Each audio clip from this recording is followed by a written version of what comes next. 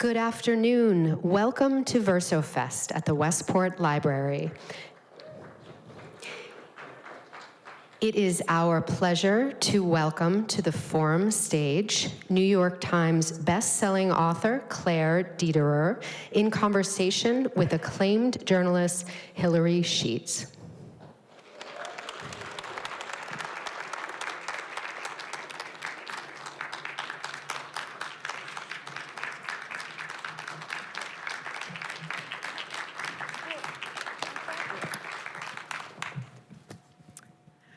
Hi. Hi, all. Thank you for coming in on this sunny day, this sunny, politically engaged day. She's Claire. I'm Hilarie. That's Hilarie. Yeah. So we have known each other for 40 years, but we haven't seen each other in 40 years. We went to Oberlin College together, and we overlapped for 1 year. And I could not have imagined being brought back together with you. No. You know, in a public forum at a library because of our respective writing careers. I was not a serious thinker at 20. Were you? Or you were 18? No, I was not a serious anything. I was maybe a serious goer to punk rock shows, and that was it. And I was a serious reader. Oh, thank you, thank you. I was a very serious reader, but not in any systematic way. Yeah. And I bet you were too. Yeah. But it wasn't my priority. I didn't identify myself like that. Yeah. So this leads me to the crazy thing that I did to you. At Oberlin in another library, coincidentally, that I think is worth sharing. I probably remember it better than you do, but so I was a senior and Claire was a freshman. Sorry, everyone. And I had my eye on a very attractive sophomore boy. We'll call him Gavin. And because that was his name. And I started to notice you because you were very friendly with Gavin and some might say flirtatious. And I was trying to figure out like what the deal was with you two. So then I noticed that you were very pretty. And that you had this kind of like bubbly energy and that you really seemed awfully confident for a freshman. And that you wore a vintage dress with a certain flair, which I really thought was my lane. And then I noticed that you were staring at me every time I walked by in kind of an unnerving way. So one day I walk into the library and you are sitting there and you're like tracking me as I walk by. And I stop and I turn on my heels and I just like walk back. And I think it was really just with the confidence of being a senior that I said, Like the coolest senior. "Hey, can I talk to you in the stairs?" And like, I have never said a word to Claire before. So I like march you out to the stairs. And I'm like, "Hey, you've been staring at me all over campus. Like, what's the deal?" And I can still remember your face, like completely draining of color. And you said, "I thought you were pretty." And I'm like, "Oh." Completely disarmed and obviously flattered. So I don't know, what do you remember of this shakedown? Okay, so it's fascinating, our perceptions of other people, but I was ill-prepared for college in every imaginable way. I had read a lot of books, but I was psychically, emotionally, logistically ill-prepared for college. I remember like standing over an army duffel the night before I went, just flinging things in there, like, what do people wear to college? Nobody really helped me. But the way that I was most ill-prepared was footwear. I had no footwear game, and I was coming from Seattle, and we were in Ohio, and it was so cold, and Hilarie had she had this situation where she had boots, and then socks, and then stockings going into the socks, and I was just like, that is so advanced. So she was this cool senior girl, she was beautiful, but most of all, I was fascinated by her from the knee down. Which is actually interesting, the whole thing of how underprepared our generation was for life in general. Yeah. But that's a different topic. Yeah. So, and then we were always friends after that. Yeah. Or friendly. Yeah. I mean, yeah. I remember thinking you were so cool, and like, why couldn't I just have kind of made friends with you in a normal way rather than like trying to intimidate you? But clearly, I had some jealousy cum attraction to you that I don't think I knew quite what to do with. Right. Same. And I think in the realm of college, that had to do with style or, you know, competition over a boy, at least in my mind. But I think for the purposes of this conversation, what's relevant is that I think we were both noticers. And there's something about that kind of scrutiny and curiosity and maybe judgment that I think is, you know, in others and in ourselves is important in writing. And I think it's important in your writing. No, thank you. And vice versa. Yeah, I think that, I don't want to sound like a hippie, but we both are critics. We both, Hilarie's a visual arts critic, and I came up as a film critic and then a book critic. And that's kind of a rare way to make a living. Or not. But I feel like as a critic, when I started out, I really believed that my work was judgment. I was really preoccupied with authority and judgment. And those ideas really animate monsters, actually. If we're thinking about what to do with great art by terrible people, do we first have to establish what's great art? So this idea of judgment has been really important in my career. As I've become a more mature writer, I've become less and less interested in authority and judgment, and more interested in noticing, more interested in maybe trying to unearth authorial or artist intentions and contexts, cultural context, political context. So judgment was something I really had to break through in my own work, and I would say it's been one of the major themes of my development as a writer. I don't know about you. Yeah. I think, I tend not to write in the first person. And so I'm always been kind of in awe of like the verve with which you use the first person. And so you have this kind of amazing origin story in about yourself as a critic in Monsters, which is a kind of memoir that is wrapped inside of cultural commentary. And you write about your 7th grade English teacher pulling you aside. I'm always getting pulled aside. Yeah, that's a theme. And she said, Claire, you think about a situation or a person or a book as hard as you can, and you keep thinking about it, and you don't stop until you find something wrong with it. You might find that difficult as you go through life. Yeah. And have you? Yes, I mean, I don't know if she was like the fairy Blackstick in Sleeping Beauty and she cursed me for all my days, but that in fact describes a lot of my life.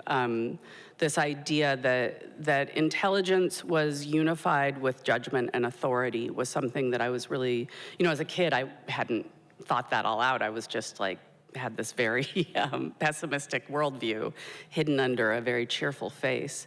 But as I became a critic and as I started to write more, I did think that you should keep after something until you found what was wrong with it, or you could pass judgment on it. And it was something I had to unlearn. Mm-hmm. Yeah. So you have written 3 books. Besides Monsters, you have 2 full-fledged memoirs, including Poser, My Life in 23 Yoga Poses, and Love and Trouble, A Midlife Reckoning, about your wild youth. And I read that the week it came out, because I wanted to see what you wrote about Oberlin. And there's nothing about Gavin. No. But a lot of other things going on. Right? Yes. Yes. Yeah. Was writing memoir for you a kind of natural extension of your interest in subjectivity and criticality, but like turning the lens on you?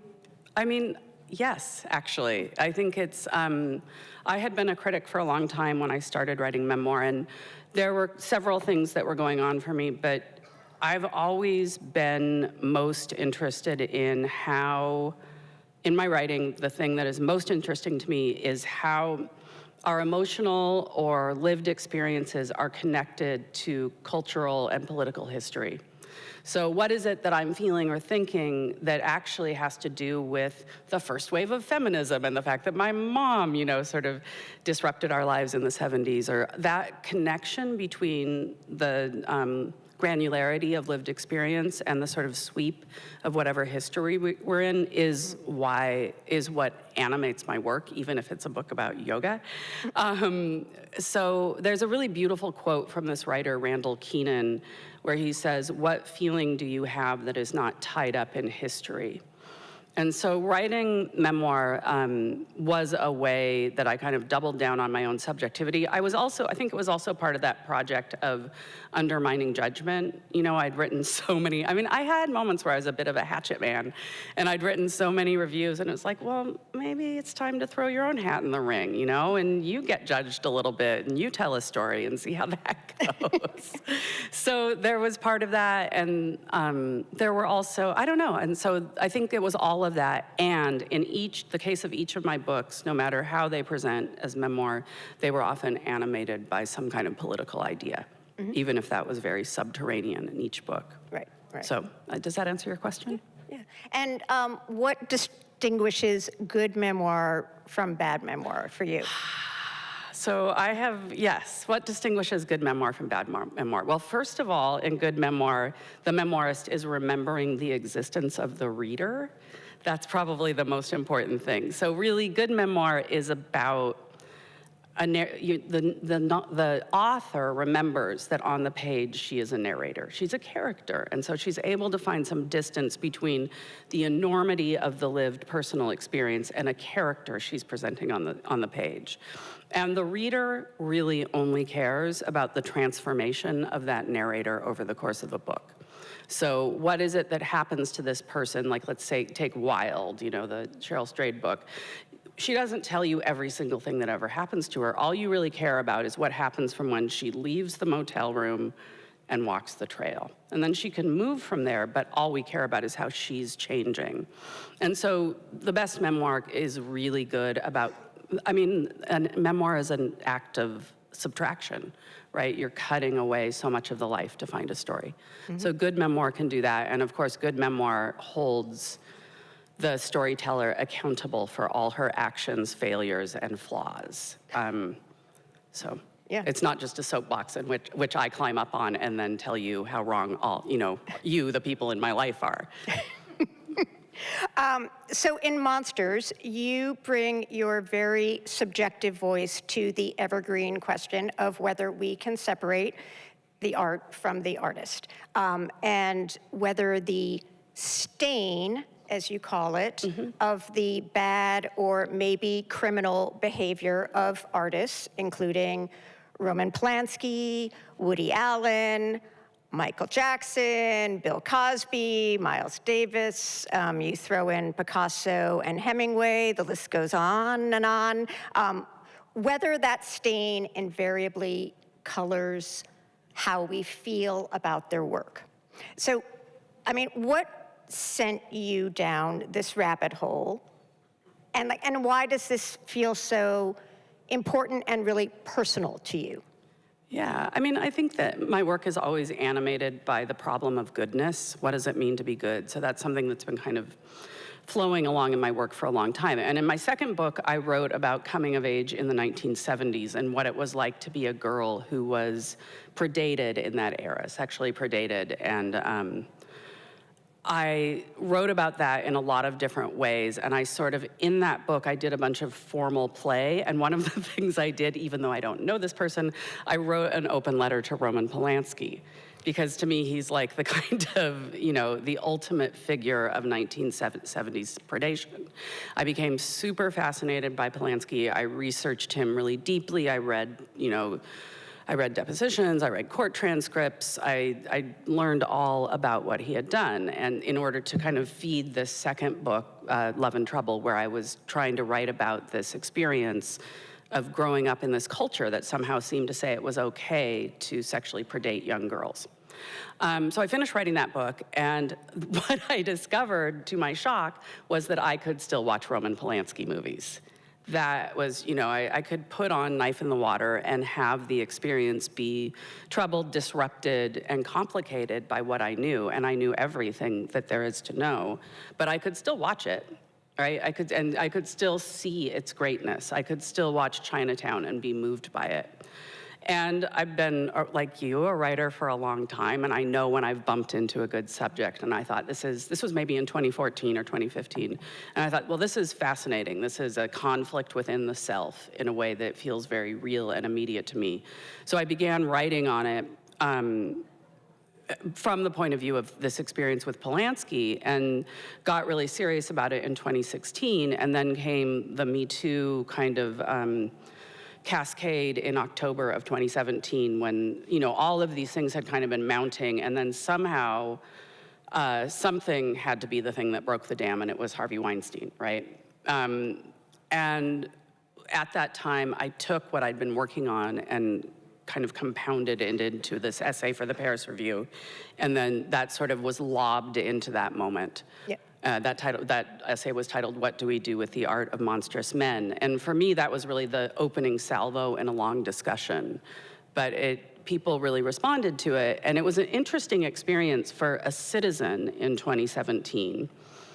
A very discouraging time like we're in now, because it was a moment of really intense cultural, really, people were really taking sides. Things were very, black and white on both sides.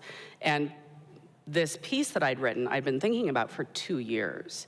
And so it was really pretty nuanced, and people responded to it, to the nuance in it. And that was a really interesting experience as a writer, because first of all, it made me realize I can write a book about this, because this I can do for a book. I can really explore this, and people seem to want it. But it was also a really interesting experience as a citizen to be, as a writer, you constantly find yourself sort of in this economy of hot takes, and to step into that with something that was decided, like the coolest take. It was really looking at the thing from all sides, and it made me feel a little more hopeful that we didn't all have to be at war with one another quite as much as I feared. Mm-hmm. So when you... But how wrong I was. When you were writing it, did you intend for it to be a springboard for a book, or were you kind of processing your sort of outrage in the moment and nuance? No, it was a springboard. I'd been working on the book for some time. Okay. So in my mind, I was publishing the first chapter, mm-hmm. and so it was interesting to have it sort of taken as the final word. Mm-hmm. And that was, then I was left, then I sold the book in proposal, and I was left with I have this essay people love, and now I'm trying to make this book, and what's the relationship between these two things going to be? Yeah, and as a writer, I'm curious about sort of the challenges of turning that 5,000-word essay, which I thought was fantastic, into a 250-page book. Yeah. How long did that take you to do? It took me a long time. I mean, I sold the book in 2017, and I think we published in 2023, and I just thank God every day that I got those years to develop what I was doing, because I changed so much over those years. The question changed. I had time to think it through, and the book that I published is very different from what it would have been if I'd cranked it out in 2017. So first of all, time was really important. I had a lot of political growth. I think a lot of us had a lot of political growth over those years. I think those were big years for a lot of comfortably off, frankly, white people. And I grew a lot in that way. I became sober, which involved a lot of reckoning and a lot of interrogation of my own monstrosity, because you can't really get sober without acknowledging there's a problem, because if there was no problem, you would keep drinking. So there was a lot of sort of stance that changed for me in writing the book, and then there was a craft problem in how you take this essay and turn it into a 300-page book. Yeah. So those were two things I was navigating. Yep. So in the book, you pose that you want to write an autobiography of the audience of the works by Monstrous Men, and that you wished that you had a calculator where you could input the greatness of the work and the terribleness of the crime, and it would spit out a verdict for you as to whether, you know, you could morally or ethically consume the art. Yes. Which is a funny idea. Yeah. I mean, did you really feel like the monster problem was solvable with a calculator, or like finding the right expert, or thinking hard enough about it? Yeah, I absolutely thought it was solvable through thinking hard enough. I thought it's an ethical problem. I will think about it really hard, and I will research it enough, or I'll talk to 20 philosophy professors, or somehow we're gonna get there. And, you know, that didn't happen. So basically, when you're talking about this problem, you're balancing, as I mentioned at the beginning, the goodness of the work versus the badness of the crime. And both of these things are wildly subjective and relative, right? So the goodness of the work, starting there, how do we agree what is good, and for whom is it good, and who's going to decide that? And that was a really important establishing question for the book, was this idea of what makes something great. And if somebody tells me that Woody Allen's Manhattan is a great piece of work, and that somebody is like a white male critic, is it a great piece of work, or is it just a great piece of work for you? And what if you were a different kind of person and the work was important to you in a different way? So the idea of subjectivity rushed to the fore really quickly. That we experience work caught in a web of our own subjectivities, our own positions, our race, our gender, our sexuality, all of those things. And that the best criticism, which I had always felt but had never quite articulated so strongly, acknowledges that standpoint. So when we're talking about the goodness of the art, there's this charge on us to kind of acknowledge where we're coming from when we say that. The badness of the crime has the same issue. If I'm a survivor of a sexual assault, my relationship to a crime is going to be different than, you know, for instance, if the person looking at the work is the perpetuator of a sexual assault, or just somebody that's never happened to.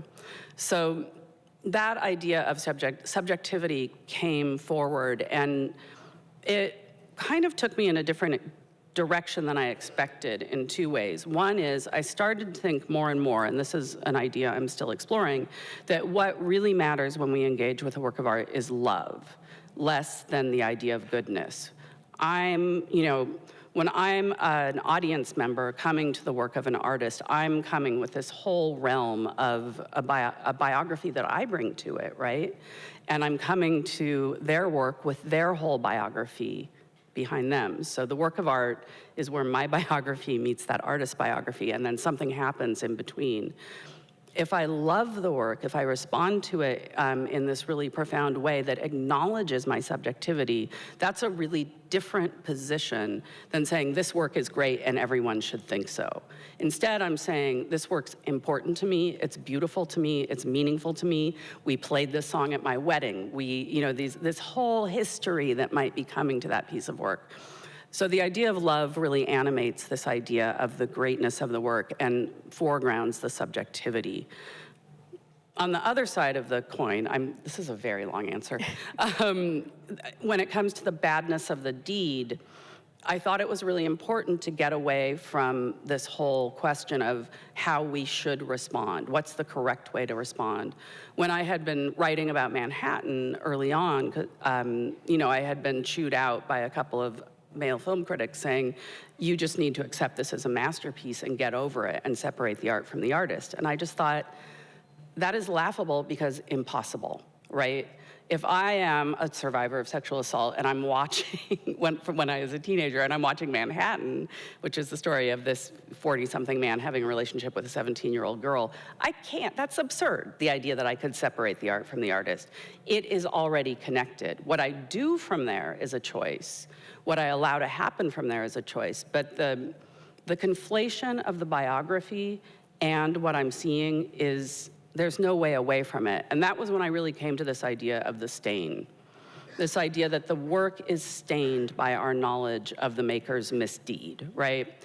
So if you think about the wine falling on the carpet, you don't get to decide if it's gonna leave this mark as it spills across the carpet. The same is true with the stain when it falls on Wagner, when we know of his anti-Semitism, or we can't unknow that. It exists, it's part of our dynamic. It complicates and disrupts our relationship with the work, but we can't simply make this decision that we're going to have this sort of objective, authoritative stance where we can make ourselves unknow that. These things are impossible to unknow. Yeah. So in a kind of... Sorry, and I'm not, my whole setup here is giving me trouble. In a kind of jaw-dropping scene early in the book, you describe staying up very late at night to rewatch Rosemary's Baby to prepare for a radio interview you were going to be doing the next day on Polanski. And on your way to the interview in Seattle, where you're from, you are sleep-deprived. You write that you twisted your ankle on the sidewalk. You blacked out from the pain, and you smashed your face on the street. You write, I fell midway down a city block. At the beginning of my journey down that block, I was a trench coat-clad matron, a serious middle-aged person in charge of my house and children and career. 25 yards later, I was an animal.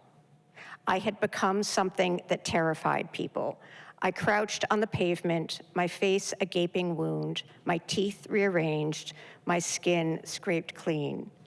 Clearly, the curse of Rosemary's Baby had come upon me. Whether I liked it or not, there I was on my knees before my muse, my beloved, my monster. That's quite an image. Yeah. I mean, did that set up the stakes for you in some way? Like sort of your real conflict with this? Yeah, I think it was a way of animating the conflict. And I think also it was an interesting book to write because in a sense, I am not the main character. My thinking is the main character. And in order for the book to work, I have to trust that the reader is going to come with me as I sort of do this Buster Keaton kind of wobbly walk through the question. And it can't really be about me and my life. It needs to be about me thinking this through. And that's a very, very scary kind of book to write. It's a really unnerving thing to do. I will say, especially for a woman, to trust that the reader will stay with you as you think. So there was not a lot of space for memoir in the book. It was not a book about my personal experience, but I thought that image animated a theme that was going to come later in the book where I would be brought low, I would be monstrous, I would be something other, which is something that happens toward the second half of the book. I thought, a paragraph of image did a lot of work of placing me as the thinker, giving me a body, and allowing the reader to know me and know who I was and kind of where we were headed, even if that wasn't overt. So it was a little bit of memoir trickery thrown in at the beginning. Another question you grapple with is whether monstrousness goes hand in hand with the art-making genius. So, I mean, do you feel you have to be something of a monster to make art? No, is the short answer. So the opening of the book, I'm trying to deal with all these different ways that we perceive monsters and the different ways we encounter them. And one of the guises in which the monster comes to us is genius, right? So the chapter deals with Picasso and Hemingway, who were these sort of inventors of the kind of very virile, embodied 20th century male genius, right? Like, geeks need not apply. These guys are like bruisers, but sensitive bruisers, and they're womanizers and people who hurt other people and hurt women. And that, they sort of both came up. Hemingway came to define writing, like you know, almost was like a synecdoche of a writer or a stand-in for a writer, and Picasso, you know, is the image of the artist. And they both birthed their careers at the same time that mass media was emerging. And they both used their own images to align them, you know, to sort of set themselves as the kings of the mountain. So they were both genius image makers, aside from being great artists. And, you know, they're both like gigantic assholes. And so there was this facility at fusing. I mean, certainly there have been many artists, Caravaggio, or, you know, lots of people in the past who were rotten guys who are artists. But the way that Hemingway and Picasso paralleled each other in terms of foregrounding their own monstrosity as part of their legacy. And therefore, we all kind of labor in the shadows of those figures, and there's a conflation between violence and genius that is their legacy in my mind. So I set up a lot of stuff where I'm comparing them. So there is a sense in which, if you look back at our development of the idea of genius, these people who happen to be gigantic jerks took their jerkiness and soldered it to the notion of genius, right? And that's something that has happened with men for a long time. And there's some stuff in there that's like very compelling. Like, there's this idea that a genius is touched by God, right? Like, or is touched by the divine. We have this, you know, the idea of a muse is a very, very old idea. The idea that the artist is a conduit through which energy is flowing, that there's something bigger than him. I'm writing about Bob Dylan right now, and you can see that when he's young. He's manifesting something that, he's like 20 when he's writing these songs. Like, something's going on there where he's figured out how to make himself a receptacle. And the thing is that if you have this receptivity and then this impulsive gestural expression, you know, if you think of a lot of modern art, it has this kind of gestural quality, and that's being approbated by everybody around you. If some of your impulses are good, maybe all of your impulses are good. There's this kind of assumption that the impulse itself is positive, and I think that idea of the positive charge on any impulse is something that has shaped a lot of the way we think about artists. Mm-hmm. However, setting all that aside, the idea of the genius, do I think you have to be terrible to make art? I think you have to be, I mean, to use the most banal description, you have to have really fantastic boundaries.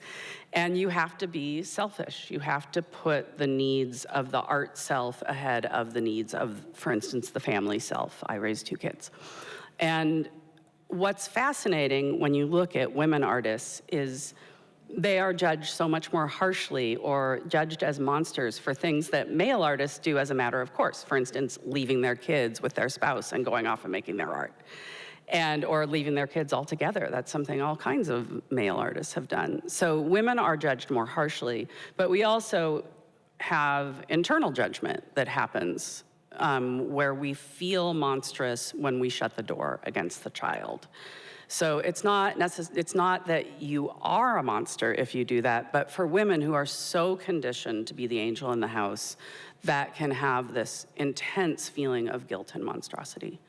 Another very long answer. Yeah, well, I mean, for me, the chapters that hit closest to home were those where you talked about shutting the door against your family in order to try to make art, to be a writer. And you say, every writer mother I know has asked herself this question: does one identity fatally interrupt the other? Is your work making you a less good mom, but also is your motherhood making you a less good writer? So, I mean, do you really think that art making and parenthood are incompatible? Well, for women, I mean, Sarah Manguso describes them as orthogonal. You can't sort of have both at the same time. The quality of deep attention that each job requires, it's very hard to make it happen simultaneously. And so I think that they each take away from the other. Of course, they contribute to each other as well. You know, of course, there's aspects of each that make you better at the other. But in terms of, I mean, the fact is that parenting is an hours game. It requires time, and so does art. Both those things require a lot of non-quality quantity. You know, quantity hours are what both games are about, right? They both ask us to just give and give and give in order to, you know, proceed. Mm-hmm. So I do think that they are in conflict with each other. I think that, you know, I present it in the book as a conflict between the mother self and the artist self because that's been my experience of it, and that is kind of the most typical way I see it.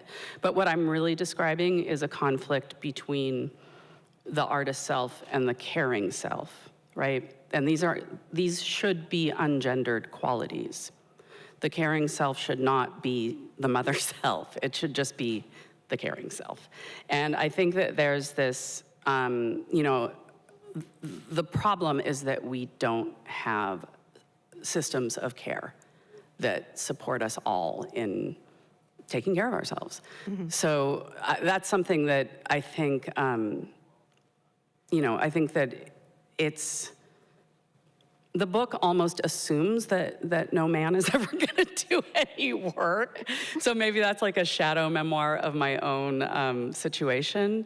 But I would emphasize that we can do a lot better in taking care of children in a systemic way. Yeah, yeah. Well, I do really like that you take on the question. And I mean, this is the stuff like I've thought about for 27 years, like taking care of 2 kids and, you know, becoming a full-time writer. I guess I don't see them as binary as I felt like you were setting them up mm-hmm. in the book. You know, I think for me, they're so interconnected. And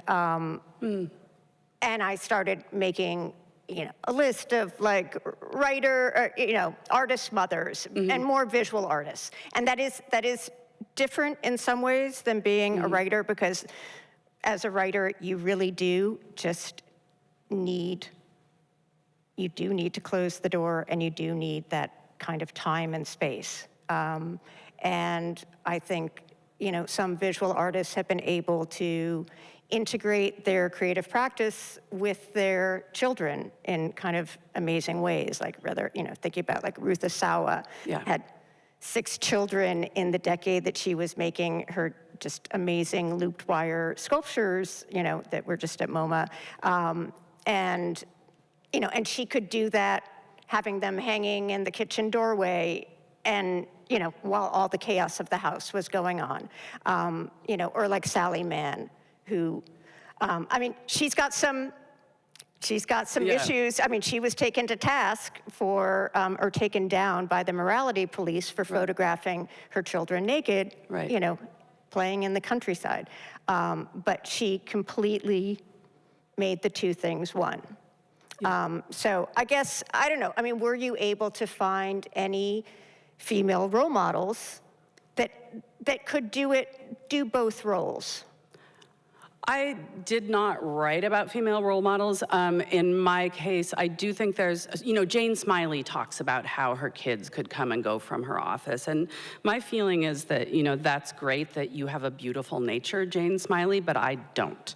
And I think that it takes these are exceptional people who can make these things happen, and it's not the norm. And we think maybe, the counterexample is the baby on the fire escape, right? Where Alice Neal put the baby outside so she could paint, right? And one of my very favorite painters of all time.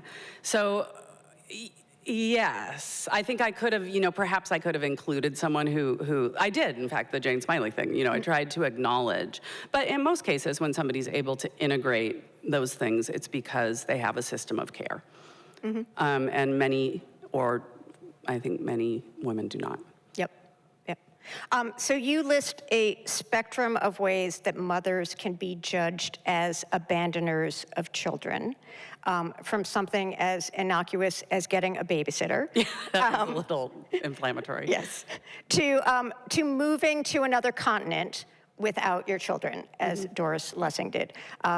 It's a fascinating question to think about where mothers cross the line into being perceived as monsters. Right. And you say that it's very subjective, which it is. But probably everyone has an opinion about what that is. So maybe not getting a babysitter, but maybe for some people, even, your mother-in-law might think, oh, you're kind of monstrous. You should, Oh, my mother was horrified I had a babysitter so I could go back to work. Yeah. And that kind of... for my children. And that kind of judgment is not applied to men, typically? No, I think that's not even it doesn't even come up in the conversation. Do you guys remember that movie that came out 7 years ago where a bunch of women did a heist? Was it called? What was that? It wasn't Ocean's 8, it was Widows. And it was it was a great heist movie, but it was also a parable about childcare because these women all had to find childcare so they could do their heist. And it was the best. I loved this film. And then it made you think about all of the heist films you've ever seen where nobody talked about childcare. Yeah. So that is my answer. Great. So does knowing Doris Lessing's biography make you feel differently about her writing? So Doris Lessing in the late 50s or maybe 1960 or so moved from then Rhodesia to London, leaving behind 2 of her children, but not a third, which is... That's a real Sophie's choice. Yeah, it's just, and she had already written a couple books, and then she went to London, and then she wrote The Golden Notebook, which is really incredibly important 20th century novel. In a weird way, and this is not fair to men, but my knowledge of her having done that almost makes The Golden Notebook have a more intense charge to me, because I know what it cost her. I don't think she had so much pain about that decision. You see the same thing with Muriel Spark, who made a similar decision, left her children with her parents. So there is a sense of this woman who really did experience those calls, those duties as orthogonal. She could not do both, right? And she made this incredible sacrifice. And many writers we love have at least, Patti Smith, Alice Walker, a lot of people have taken a break from the duties of mothering in order to make their work. Yeah. And in a way, it makes me not judge them, but understand that tension in a more profound way and appreciate their work even more, which seems a little unfair to male artists, but there it is. Yep. If you were writing the book today, would Alice Munro be in your pantheon? The Alice Munro thing's really hard. I've been asked to speak and talk on it a lot. I would, the book actually doesn't engage with a ton of contemporary figures because my editor and my publisher felt strongly they wanted it to be a longer lasting text than that. Like if I just responded to every, thing that happened, the book would go on forever. Alice Munro, I think that for me, the work is fatally disrupted. I cannot read the work. And that's, the important moment for me in the book, when I was researching the book, was when I came across a piece of writing called Mad at Miles by a writer named Pearl Clegg. Does anyone know her work? She's an incredible playwright and essayist, and she wrote about falling in love with the work of Miles Davis when she was a young woman. And she didn't, we didn't used to know anything about artists, right? When we were young in the 80s or the 70s, these things came hurtling at you from outer space, and you're like, oh, foreigner, or whatever. So she fell in love with, Miles Davis's work, and it became deeply integrated into her life the way that music does. It's my going out on a date music. It's my crying myself to sleep over a guy music. Just that way that music can become so close to your heart. And after she had become really intensely connected to the work, and in particular to Kind of Blue, she found out about Miles's, self-admitted crimes against women. And she herself is Black. She's a survivor of assault. She's really identifies with Davis's victims. And she stopped listening to him. She gave up the music but it was so emotional the way she took this question on, because she loved the work and she led with that love, and she responded. You can tell in the title of the essay, Mad at Miles. She really existed in her emotionality around it, and she allowed the argument to be led by her love of the work, and the inexorable stain that lay upon it. She knew she couldn't unknow what she knew. She knew her own biography made it impossible for her to overlook it. And she also had this love she couldn't get over. And so I had read a lot of philosophy on the question at this time, and it seemed to sidestep around this issue of emotion. And so that was the text that really opened up the book for me, both in terms of the love and the anger. And that's very much how so I guess I just want to say that Pearl Clegg modeled subjectivity for me. She showed me her thinking and feeling, and what that did for me, it didn't make me think, oh, now I have to feel all the same ways Pearl Clegg feels, because I'm not her. What it did was it gave me the permission to exist in my own subjectivity around this stuff, and hopefully spend some time setting up a way for other people to interrogate their own subjectivity, their own relationship to the art. So it's this sort of lineage from Pearl to me to the reader. And for me, the Alice Munro thing it almost echoes her essay. It's almost like you could read Mad at Miles and it would be me talking about Alice Munro. She's been so important to me. The traces of the crime, some people say exist in the work. I don't know, because I cannot read it. Mm-hmm. Yeah. So, yeah. So late in the book, you, after you've kind of hinted at a drinking problem, you do address that very directly and your decision to stop drinking. Mm-hmm. And you write, I hadn't abandoned my children, but I'd absented myself in a profound way from my own life.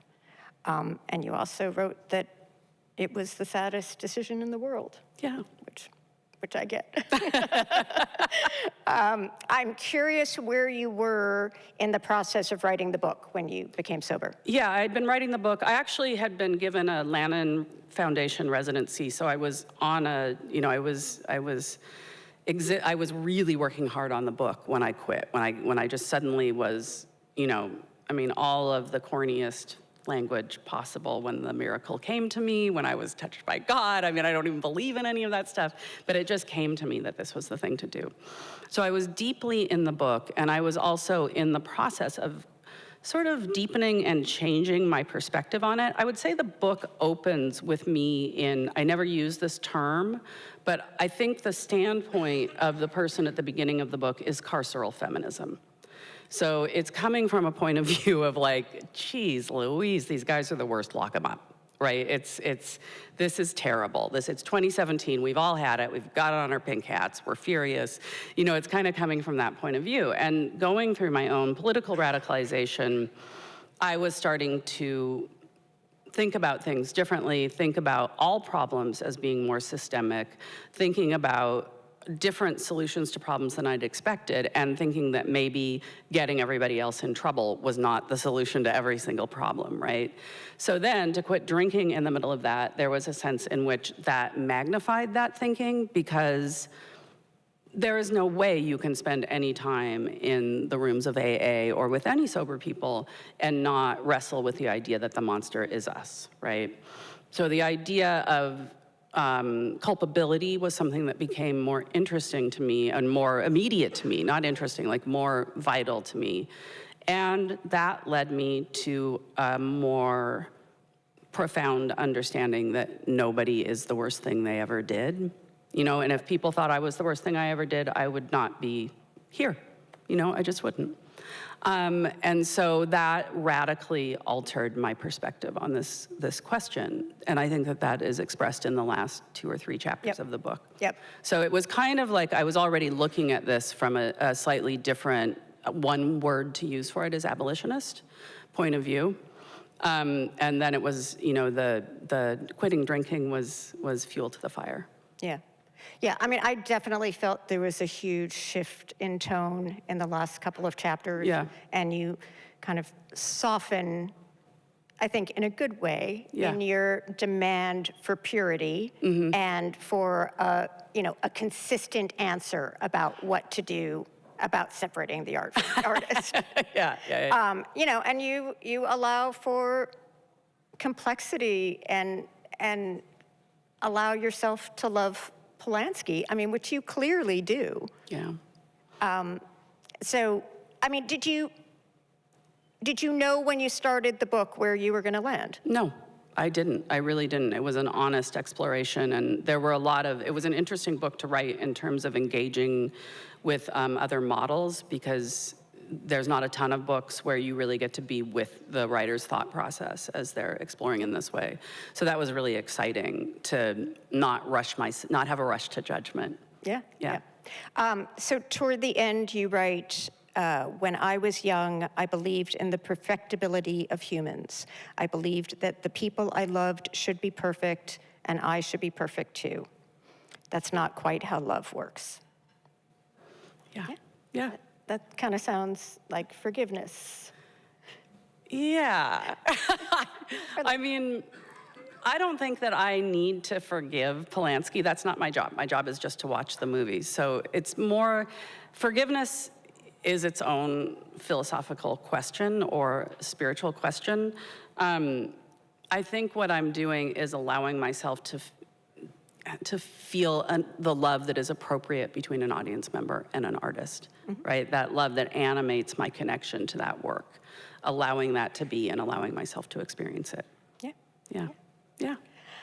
I think we have a few minutes, so we could open it up to questions from the audience. And there's a microphone over there. Yes, please come up to the mic if you have a question, just so we can capture you on our video. Oh, nice. It's a long walk. It is a long walk. Hi. I have a couple of things. One is, in the book you talk about thinking versus feeling, this conundrum. And it seems obvious once you say it, but it was so important for me to say, oh, I'm not gonna be able to think this one through. I'm gonna have to feel this one. And that feeling is really icky, because you want that rubric, like you were referring to. And it makes me also wonder about, you talked about identifying very heavily with Woody Allen as a child, which is an odd, I mean, I've known you since you were a child, and I would have never said, yeah, and Woody I have Allen. my little glasses. Yeah, but like, and I think probably from a misanthropic standpoint, but What does that do to your self-image when your model of who you are is suddenly and permanently fractured from where you are? Yeah, I think this is a really important question. First of all, the thoughts versus feeling things. When I started thinking about the question, I realized that everybody around me thought that they were having ethical thoughts, but what they were really having was moral feelings. So they're like, they were kind of having this really emotional response and pointing the finger, and what was animating all that finger pointing, right? And I thought, well, rather than pretending we're all thinking, why don't we just stop and acknowledge that emotion is what's occurring here? There's sadness, there's anger, there's whatever it is. But taking our feelings and putting them within the language of thought, I think we can all recognize that. I think we see it all day long. So that was sort of the initial thought about this thinking-feeling conflict. It was like, how can we look more honestly at feeling? And that's where being a memoirist really animates the book. Because if you are you asked what makes a good memoirist, it's actually the ability to, it's Hemingway who said it. He said, when you see something, describe what's actually happening, not what you want to have be happening. Right? He talks about that in Death in the Afternoon. And so that's, that impulse to describe what's really going on was key. What happens when you identify with it? Well, that actually just piles on to the emotional response. Like this, the way that we engage with the artists we love, maybe when I was a little kid, I felt like Woody Allen, but it didn't totally govern my identity.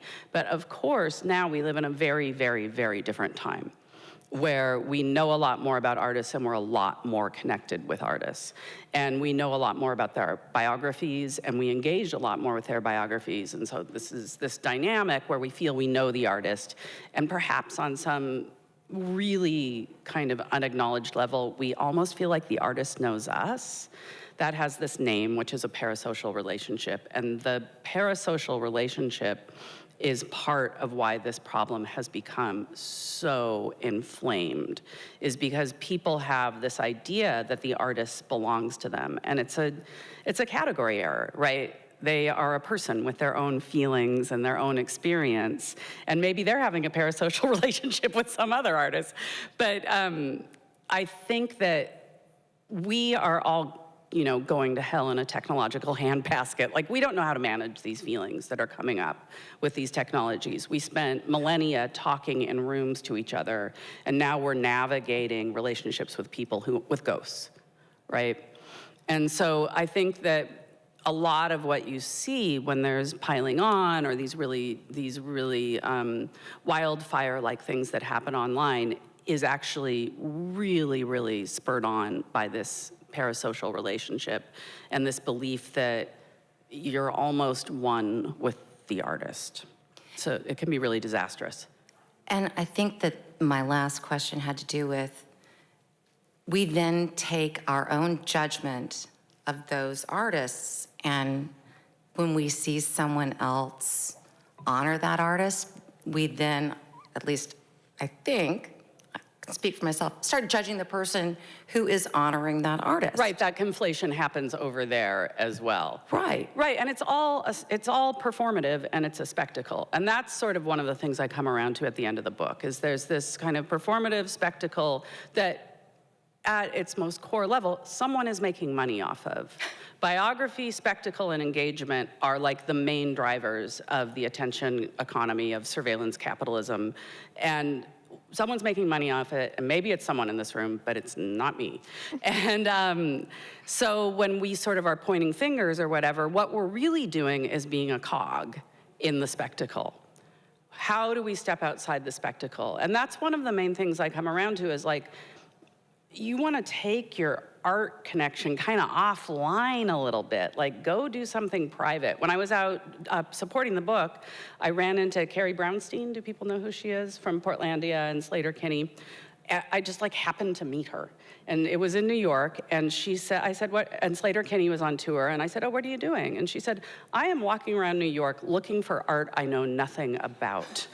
And I thought, yes, that's it. This idea of taking privatizing your own relationship with art. So it's intimate and secret, and in that way you're husbanding, you're protecting this like field of your attention.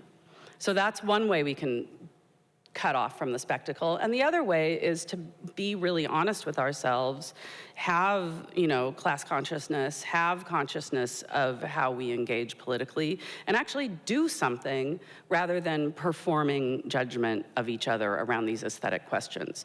So that's what I talk a lot about with young people, is like, you're gonna be okay if you listen to David Bowie.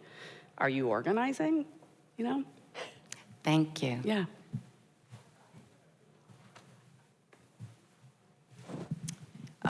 Yes, my question is, you're talking about art, and do you see this judgment about, like the chair you're sitting on might have been unethically sourced or whatever, I mean, why just art if you're going to investigate that?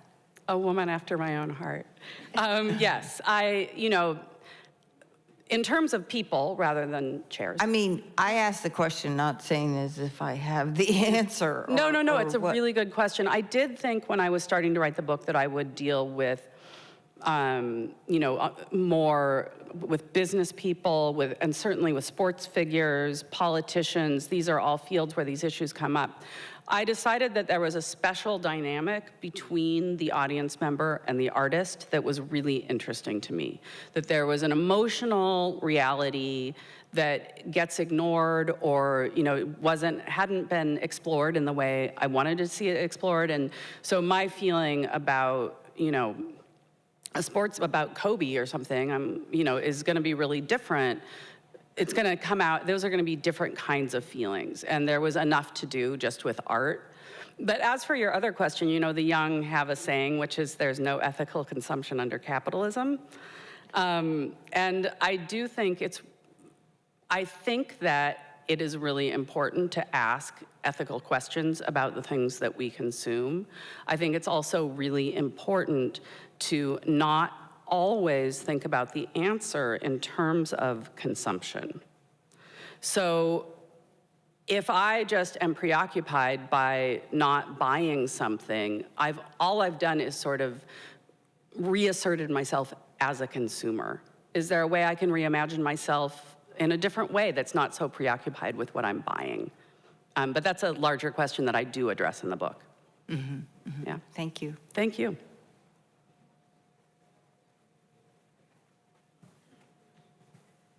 Hi. I first want to say that, Woody Allen broke my heart. I just, that's that. But however,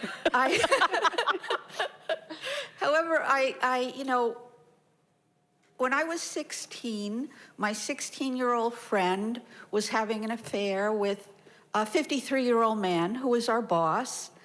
Everybody knew. Yeah. Her parents knew. Yeah. And it was not even thought about. And when Manhattan came out, it was a different time. Yeah. So my question is, of course it was wrong, but how harshly can we judge when it was the status quo? Was it though? I don't know. I'd like your... Yeah. So this is a very good question, and the book does have a chapter titled "The Past" because of this exact question. I think that what's fascinating about looking at the past is that so often we think something was the status quo, and then when we look at it more closely, we find it wasn't the status quo. And there's some things that were more normal, like teenage girls having relationships with grown men, and they've been problematized now, and that's why we're happy about Me Too, because somebody stood up and said, this happened, it was wrong, and we said, yes, that was wrong, now we're talking about it. What follows from there is complex, but the person raising their hand and saying, this is not okay, this person is not the problem. The person who's saying, this person hurt me, or this is not right, we need that voice in order to become better, in order to not be in the situation you're describing. So I first want to just say, you're right, it was more normal, and that's why we're happy to be having these conversations on all kinds of different fronts. But the fact is also, when you go back and look in time, we don't have to try very hard to find voices that counter what seemed to be normal. So if we look at Wagner and his horrible, horrible anti-Semitism, he, at the time, used almost identical language to language we hear now about how he was going against liberal platitudes. Like, how familiar does that sound? I'm just saying what everyone else is thinking, right? And so if that's what everyone else was thinking, then those other voices were there.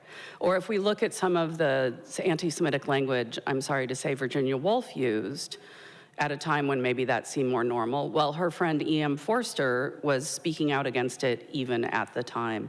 So at the time, so often we want to believe that we know better now, and that they didn't know, and that now we're at this more advanced state morally or ethically.